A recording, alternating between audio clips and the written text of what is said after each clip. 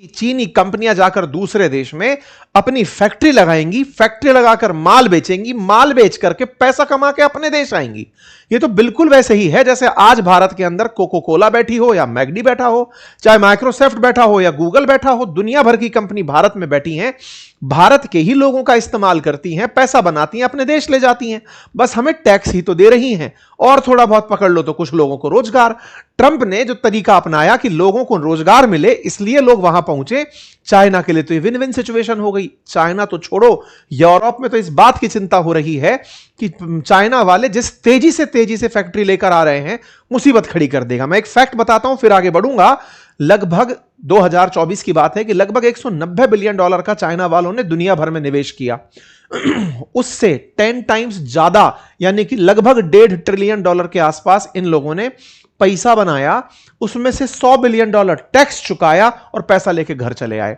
ये रिपोर्ट्स हैं। अब जो चाइना के फैक्ट्री कॉलोनाइजेशन की बातें कर रही हैं कि बोले छोड़ो माल बेचने का, दुनिया में सबसे ज्यादा, अगर ऐसा समझे कि दुनिया के सारे देश, यूएन के अंदर 193 देश हैं, अगर ये मान लीजिए 100% माल एक्सपोर्ट करते हैं तो अकेला 28% माल चाइना एक्सपोर्ट कर रहा है।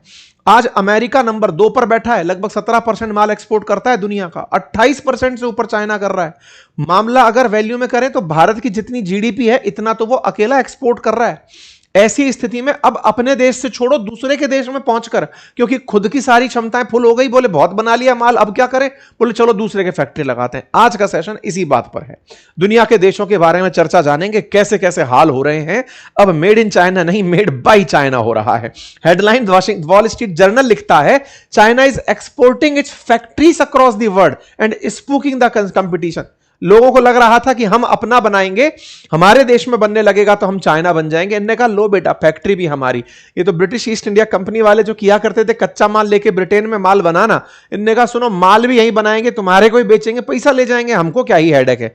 चाइना खेल रहा है। दुनिया की जो फैक्ट्री थी अब वो फैक्ट्री खुद उठ करके दुनिया के देशों में पहुंच रही है, यानी मेड इन चाइना की जगह मेड बाय चाइना हो रहा है। ये रहे सारे डेटा जो स्टैटिका से मैं आपको बता रहा हूं कि चाइना दुनिया में 28.9% माल बना करके बेच रहा है। यानी कि माल जो है ना, वर्ल्ड का जो मैन्युफैक्चरिंग हो रहा है, चाइना नंबर 1 पर है, 17% के साथ अमेरिका खड़ा है।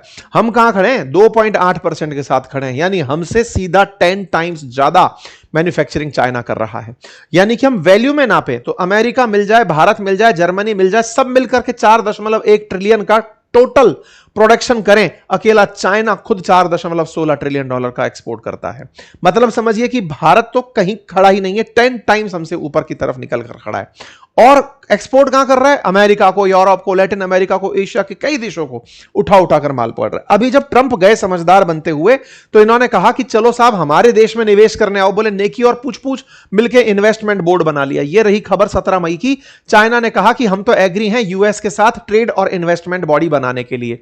मतलब जब ट्रंप कह रहे थे ट्रेड के अंदर टैरिफ लगाऊंगा, मेरे देश में बनाने आओ, ये तो खुद तैयार बैठे थे कि लो जी तैयार करके बैठे हैं, अपन तो चल रहे हैं, अमेरिकियों को नौकरी देंगे, पैसा कमा के ले आएंगे, हम अपना क्यों खर्चा करें।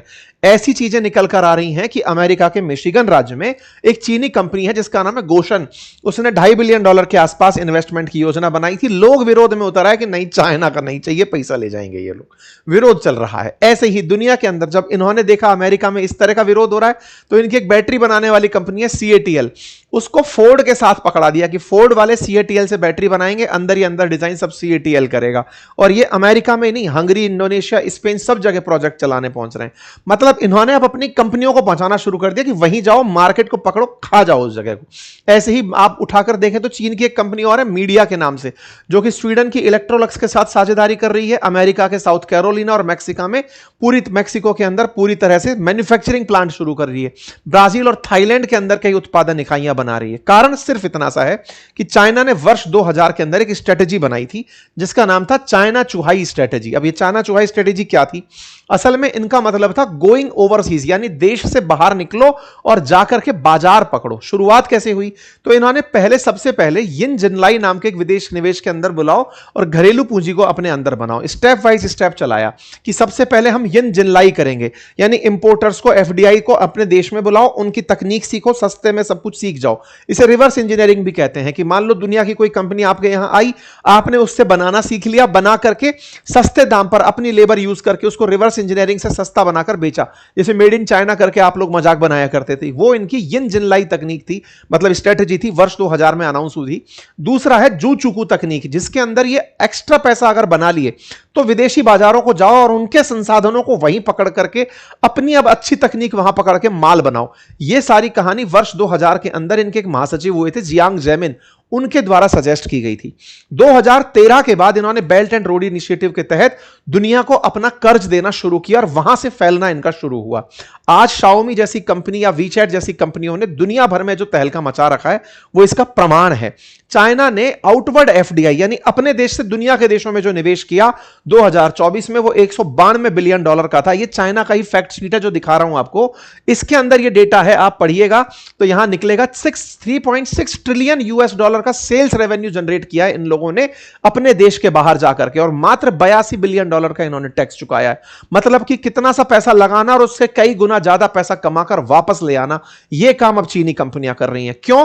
क्योंकि घरेलू बाजार में फैक्ट्रियों ने इतना प्रोडक्ट बना लिया कि अब बना हुआ माल उनको दूसरे देशों में डंप करना पड़ता है, सस्ते दामों में बेचना पड़ता है। बोले वहीं जाओ, लोगों को नौकरी मिलती है तो खुश भी होते हैं, और वहीं जाकर के अपना काम करो। यही कारण है कि जो चीन का खुद का घरेलू इन्वेस्टमेंट है वो 3.8% की गिरावट दर्ज कराया है, लेकिन ये बाहर निवेश करके उसको कंपनसेट कर रहे हैं। यानी कि अपने देश में भले ही कंपनियां काम कर रही हो, क्योंकि इतना बना लिया, करें क्या, दुनिया के देश हमसे माल नहीं मंगा रहे हैं, कोई बात नहीं, उन देशों में पहुंच जाओ, वहीं के लोगों को रोजगार दो, अल्टीमेटली पैसा देश में लेकर आ जाओ। यह काम चल रहा है इनका। आज जब भारत 650 बिलियन डॉलर के फॉरेक्स रिजर्व के साथ खड़ा है, यह लगभग 4 ट्रिलियन डॉलर का फॉरेक्स रिजर्व रखकर बैठे हुए हैं। यह दर्शाता है कि चाइना किस तरह से बाजार को पैसे से, पावर से, सब तरह से पकड़ता हुआ चला जा रहा है। आप देखिए कि चाइना में इतना सस्ता माल बना लिया इन लोगों ने कि प्रॉपर्टी के दाम नहीं उठ पा रहे हैं, क्योंकि सब कुछ मल्टीपल्स में तैयार कर दिया, खर्च मतलब सस्ते में इतना उपलब्ध करा दिया कि दाम सही से निकल नहीं पा रहे हैं। तो घरेलू बाजार की टक्कर को अब इन्होंने विदेशों में शिफ्ट कर दिया है और विदेशी बाजार में पहुंच रहे हैं। फायदा तो समझ में आ ही गया। फायदा दुनिया के सारे सेक्टर्स में इनकी एंट्री अब होने लगी है। बहुत से देशों में, जैसे ऑटो सेक्टर के अंदर बहुत तेजी से इन्होंने एंट्री करी है। यूरोप के कई देशों ने इनको इनवाइट किया कि चले आओ, ये पहुंच गए। मैक्रोन ने कहा फ्रांस के अंदर कि चाइना की एफडीआई हमारे लिए की सेक्टर की तरह काम करेगी, चाइना वाले पहुंच गए। वहां पहुंच करने के साथ साथ मैक्सिको में पहुंच गए। मैक्सिको में 1 लाख लोगों को रोजगार चाइनी कंपनियों के कारण मिल रहा है, लेकिन उसकी वजह से वहां की ऑटो इंडस्ट्री के अंदर इनकी हिस्सेदारी हो गई। वहां से पैसा कमा कमा करके ये ले आ रहे हैं। 40% तक हिस्सेदारी को ये लोग दूसरे देशों से निकाल कर ले आ रहे हैं। ऐसे स्पेन के अंदर चेरी ऑटोमोबाइल जो बंद हो गई फैक्ट्री थी, उसको दोबारा शुरू इन्होंने कर दिया। ऐसी जापानी कंपनी निसान पहले उसको इस्तेमाल करती थी, इन्होंने उसका शुरुआत कर दिया। मतलब कुल मिलाकर के फैक्ट्री जो बंद हो गई वहां ये पहुंच गए।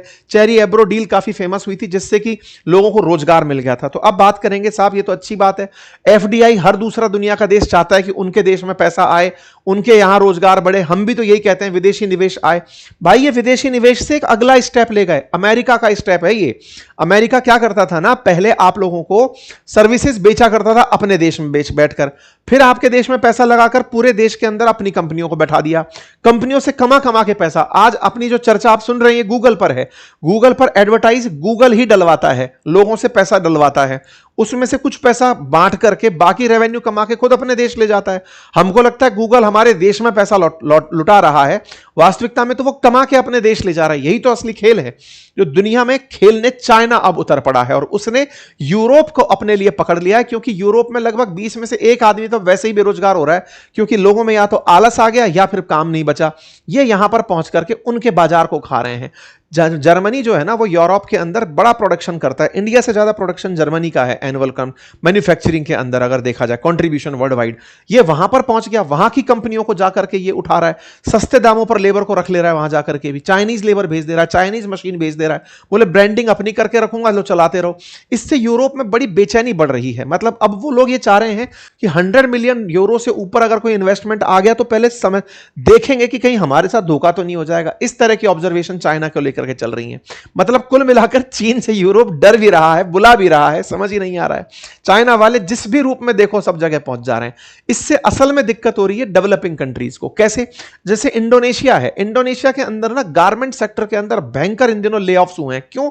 चाइना वालों ने 1000 कंटेनर कपड़ा भर के भेज दिया इंडोनेशिया में। अब वो कंटेनर डंप कर दिया, डंप का मतलब सस्ते दामों पर भेज दिया कि लो ले जाओ ले जाओ। अब ट्रक की ट्रक भर के आ गए तो वहां की जो लोकल फैक्ट्रीज हैं वो सर्वाइव ही नहीं कर पा रही हैं। सस्ते दामों पर, किलो के भाव पर, कई बार आप भी देखते हैं ना किलो के भाव, घड़ी भारत में बिक रही हैं, कपड़े बिक रहे हैं, तो असल में जो बाकी जो छोटे मोटी इंडस्ट्रीज चल रही हैं वो सर्वाइव ही नहीं कर पाती। ये हाल इंडोनेशिया का हो रहा है, मलेशिया का हो रहा है, बहुत से देशों में।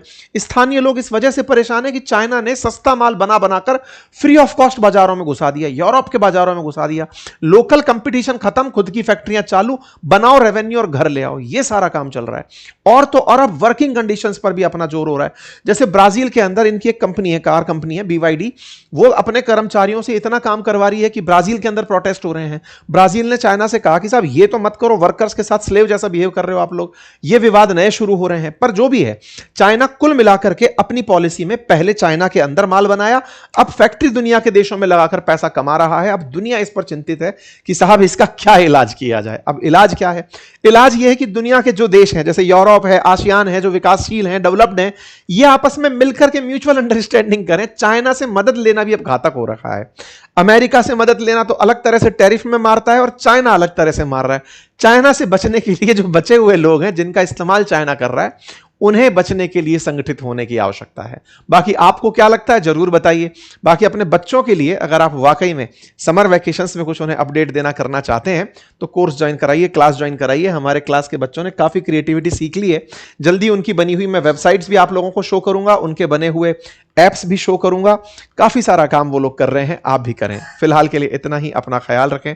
बहुत बहुत धन्यवाद।